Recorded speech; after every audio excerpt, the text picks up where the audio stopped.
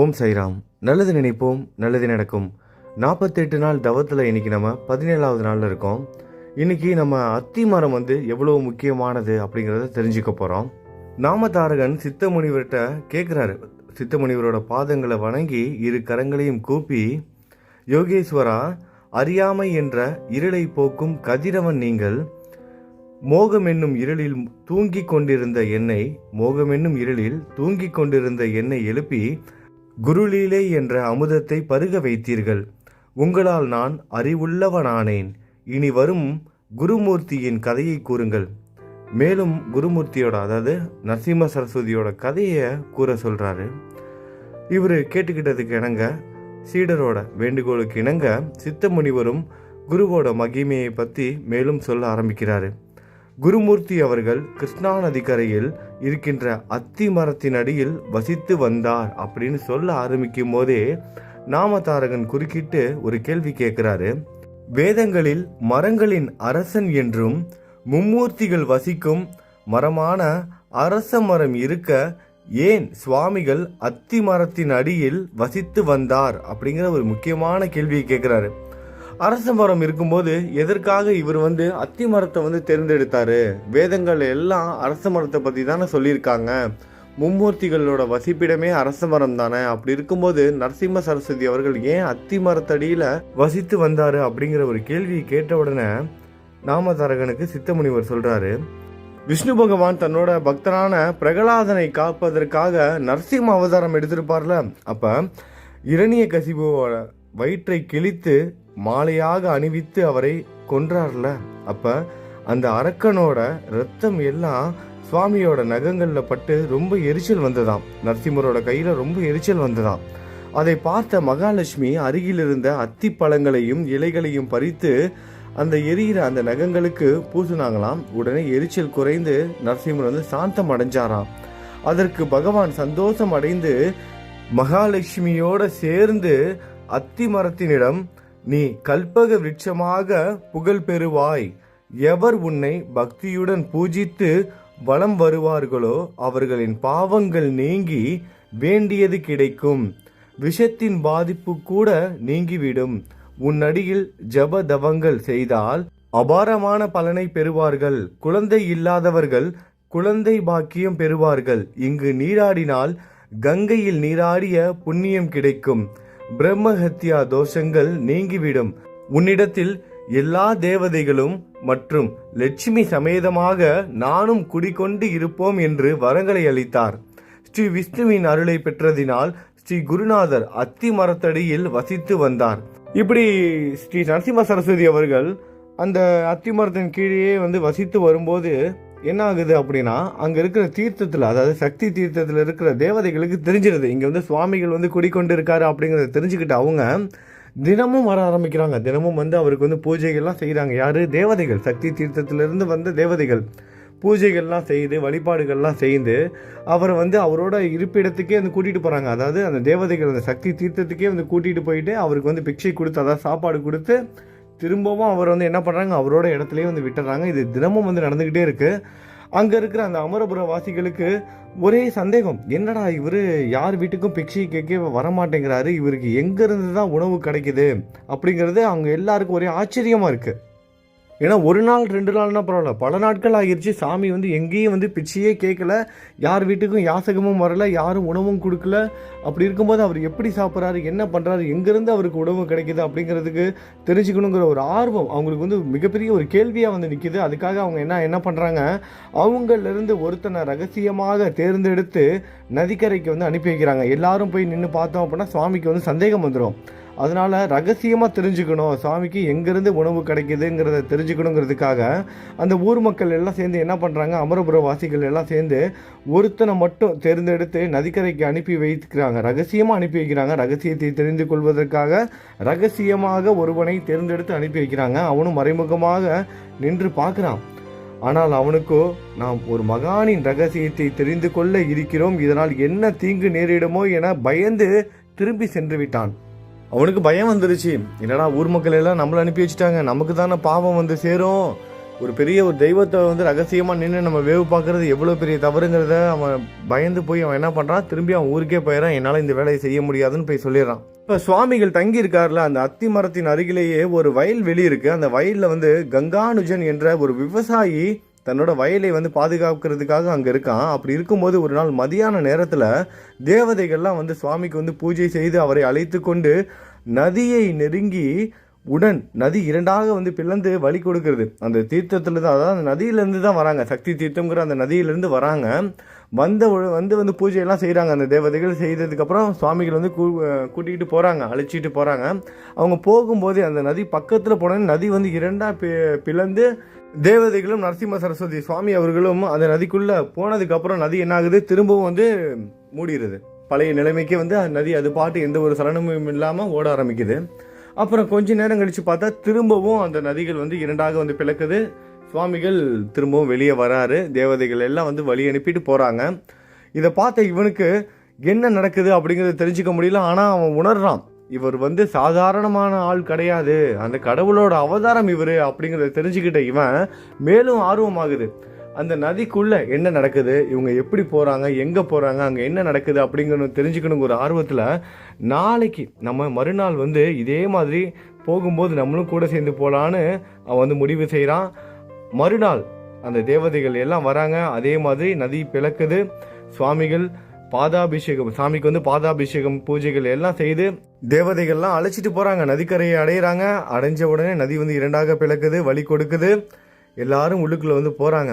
இதை பார்த்து அவன் என்ன பண்ணுறான், உள்ளே என்ன நடக்கிறது அப்படிங்கிறத தெரிஞ்சுக்கணும் அப்படிங்கிறதுக்காக மறைமுகமாக பின்தொடர்ந்து அவன் நதியின் உள்ளே சென்று பார்க்கையில் அங்கு ரத்தினங்கள் பதித்த கோபுரங்களுடன் இந்திரலோகமான அமராவதியை போல் சூரிய பிரகாசமாக ஒளித்து கொண்டிருந்த அந்த இடத்த வந்து பார்க்குறான். அங்கு சுவாமியை தீபாராதனையுடன் அழைத்து சென்று ஓர் மண்டபத்தில் ரத்தின சிம்மாசனத்தில் அமர்த்தி சகலவித பூஜைகள் செய்து ஆகாரத்தை, அதாவது சாப்பாடு கொடுக்குறாங்க, பிச்சை கொடுக்குறாங்க. பிறகு குருநாதர் திரும்பி வருகையில் இந்த விவசாயியை பார்த்துறாரு சுவாமி. இந்த கங்கானுஜன் அந்த விவசாயியை பார்த்துறாரு. பார்த்து கேட்குறாரு, நீ யார், நீ இங்கே எப்படி வந்த அப்படின்னு கேட்குறாரு. அவன் நடுநடுங்கி போய் பேச ஆரம்பிக்கிறான். சுவாமி, நான் அமரபுரவாசி, இங்கே இருக்க பக்கத்தில் இருக்க வயல்வெளியில தான் நான் வந்து வேலை செஞ்சுக்கிட்டு இருந்தேன்.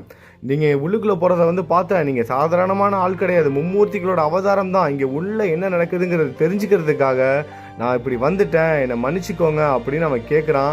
பாதத்தில் விழுந்து வணங்குறான். மூடனான என்னால் உங்களை தெரிந்து கொள்ள முடியவில்லை.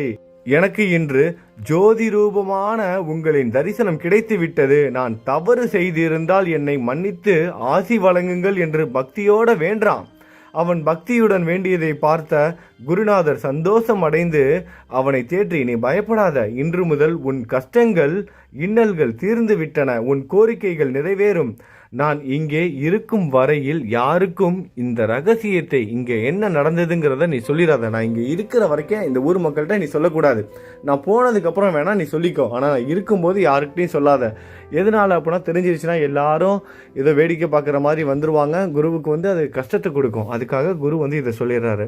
உனக்கு முக்தி கிடைக்கும் என்று சொல்லி ஆசீர்வதித்தார். பிறகு ஸ்ரீ குரு அத்தி மரத்தடிக்கு செல்கையில் இவனும் பின்தொடர்ந்து அங்கு அவரை வணங்கி சென்று விட்டான். அன்று முதல் அவன் ஸ்ரீ குருவிடன் மிக்க பக்தியுடையவனாய் குரு சேவை மனமுடன் தன் குடும்பத்துடன் வந்து சுவாமியை சேவித்து கொண்டிருந்தான்.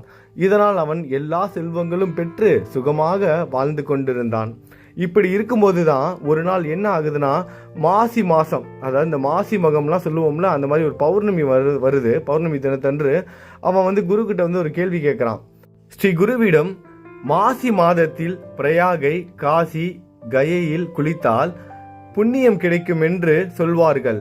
ஆனால் அவை எங்கிருக்கின்றன என்று எனக்கு தெரியாது. அவைகளின் மகிமையை கேட்டாலே புண்ணியம் கிடைக்கும் என்பார்கள். தயவு செய்து அதை கூறுங்கள் என்று வேண்டி கேட்டுக்கிறான்.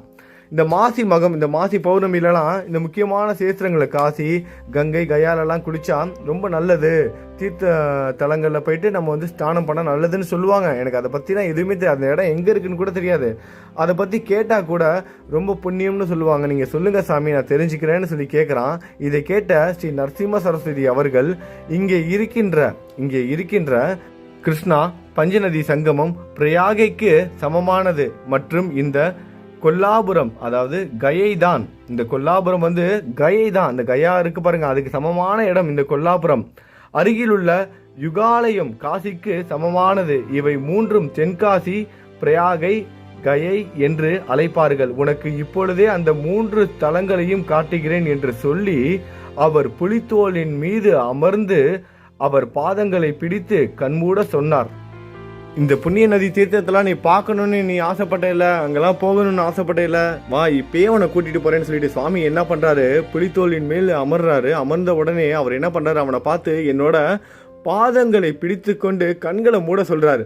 அவனும் அதே மாதிரி செய்கிறான். செய்த உடனே சிறிது நேரத்திற்கெல்லாம் அவர்கள் பிரயாகையை அடைந்து அங்கு நீராடி மத்தியான நேரத்திற்கு காசிக்கு சென்று கங்கையில் நீராடி காசி விஸ்வநாதரை தரிசனம் செய்து மாலை நேரத்திற்கு கயாவை அடைந்து நீராடி பொழுது சாயும் நேரத்திற்கு சங்கமத்திற்கு வந்து சேர்ந்து அங்கே இருக்கின்ற 3 தலங்களையும் தரிசனம் செய்து அத்தி மரத்தனடிக்கு வந்தார்கள். அந்த அத்தி மரத்தடிக்கே திருப்பி வந்துட்டாங்க பாருங்க. ஒரே நாளில் சுவாமிகள் வந்து இப்படி கூட்டிகிட்டு போயிருக்காரு. கண்ணை மூடினா மட்டும் போதும், சுவாமியை நினச்சோம்னா எப்பேற்பட்ட தீர்த்த தலங்களுக்கும் நம்ம போய் சேர்ந்துடலாம். ஆத்மார்த்தமாக, அதுதான் உங்கள்ட்ட எல்லாத்தையும் நான் சொல்லிக்கிட்டே இருப்பேன். ஆத்மார்த்தமாக குருவோட அருள் இருந்தால் நம்ம எந்த சேத்திரமாக இருந்தாலும் ஆத்மார்த்தமாக நம்ம வந்து போயிட்டு வந்துடலாம். குருவோட பாதத்தை பிடிச்சிக்கிட்டு நம்ம எங்கே போகணும்னு நினைக்கிறோமோ அந்த இடத்துக்கு போயிட்டு வந்துடலாம். வெளிநாட்டில் இருக்கேன், எனக்கு வயசாகிருச்சு, என்கிட்ட காசு இல்லை, பணம் இல்லைன்னு நீங்கள் எதை நினச்சும் கவலைப்பட வேணாம். அந்த இடத்துக்கு போய் நீங்கள் என்ன அனுபவிக்கணும் அப்படின்னு நினைக்கிறீங்களோ அந்த அனுபவத்தை உங்களுக்கு கொடுத்துருவாரு. உணர்வுபூர்வமான ஆசீர்வாதத்தையும் நீங்கள் வந்து அடைவீங்க, இது நிச்சயம். சுவாமி அவர்கள் அவன் ஆசைப்பட்ட மாதிரி எல்லா இடத்துக்கும் கூட்டிகிட்டு போயிட்டு திரும்பவும் எங்கே வந்துட்டாங்க, அந்த அத்தி மரத்தடிக்கே வந்துட்டாங்க. இதனால் ஸ்ரீ குருவின் மகிமை மேலும் பரவ தொடங்கியது. இதை கண்ட ஸ்ரீ குருநாதர் நாம் இனிமேல் இந்த இடத்தை விட்டு சென்று மறைமுகமாக இருப்பதே நல்லது என்று நினைத்தார். இந்த இடத்துலையும் அவரோட புகழ் மேலும் அதிகமானனால நிறைய பேர் வர ஆரம்பிச்சிட்டாங்க. இனிமேல் இங்கே இருக்கக்கூடாது, நம்ம மறைவாக வந்து வாழணும் அப்படின்னு அந்த இடத்த விட்டு போகணும்னு ஒரு எண்ணம் வருது. இதை அறிந்த அந்த தேவதைகள் எல்லாம் சுவாமிகிட்ட வந்து முறையிடுறாங்க. சுவாமி, தினமும் உங்களை சேவித்து கொண்டிருந்த எங்களை விட்டு செல்வது தர்மமா என்று வேதனையுடன் வேண்டினார்கள். இதற்கு குருநாதர் அவர்களை சமாதானப்படுத்தி, நான் இங்கிருந்து சென்றாலும் இந்த அத்தி மரத்தில் எப்பொழுதும் இருப்பேன். நீங்களும் இந்த கல்பக விருட்சத்தில் இருங்கள். இங்கு என் பாதுகைகளை பிரதிஷ்டை செய்கிறேன் மற்றும் அன்னபூரணி தேவியையும் பிரதிஷ்டை செய்கிறேன். இந்த மரத்தை, என் பாதுகைகளை, உங்களையும் பூஜிப்பவர்களுக்கு அவர்களின் பாவங்கள் நீங்கி பெரும் புண்ணியம் கிடைத்து எல்லா கோரிக்கைகளும் நிறைவேறும். இங்கு அன்னபூரணி தேவி இருப்பதால் தினமும் பிராமண அன்னதானம் நடந்து கொண்டிருக்கும்.